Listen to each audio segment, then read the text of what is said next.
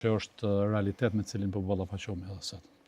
Që sot ma problem pe kanë këtë mediat, me marrë një njeri që është kompetent me folë për një temë caktune, ose që e ka të bazunën në profesionalizmin e tij në shkollimin e ekspertizën, sësa një nështë që është i zhurshëm pa e pas asnjë faktin, nështë pa e pas asnjë background, pa e pas asnjë të kalune, e cila dëshmon që ai është kompetent që ishtë dashtë me ia dhënë një hapësirë mediale. Tash nuk ka mua as ndikim.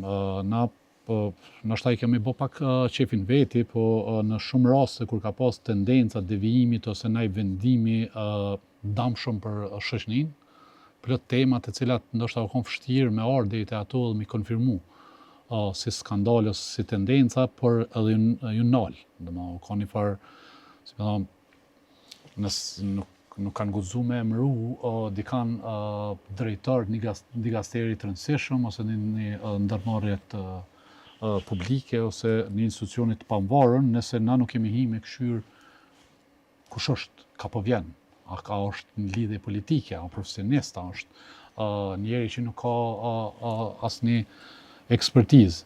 Sot çdo ditë hyn dalin ki pozita jashtëzakonisht nalta, si më thon, nuk pe kena më, nuk pe ka qëto shtyllat të demokracisë, shoqëria civile, mediat, analistë nuk po mujnë me peshu ndoshta zonën e vet aq sa duhet. Nëse na e konstatojmë që është një proces i keq që po shkon gjatë drejtësi, drejtimi po të mjafton një qase i zhurmshëm me kon studio dhe ta imponon më shumë ai, ose duket sikur më shumë ka ndikim ai te masa sa jo që megjithatë synoni me pas një ekspertizë ndoshta të bazuar në do fakte, në do analiza, në do në eksperiencën e juaj.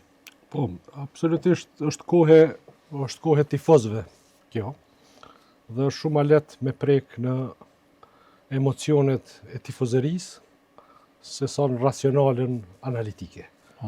Gjithçysh kalon ma lehtë ky i pari. Sepse politika në esencë, komunikimi publik bazohet në emocione më shumë se sa në racionale. Por, bazamenti i politikës megjithatë është racionaliteti.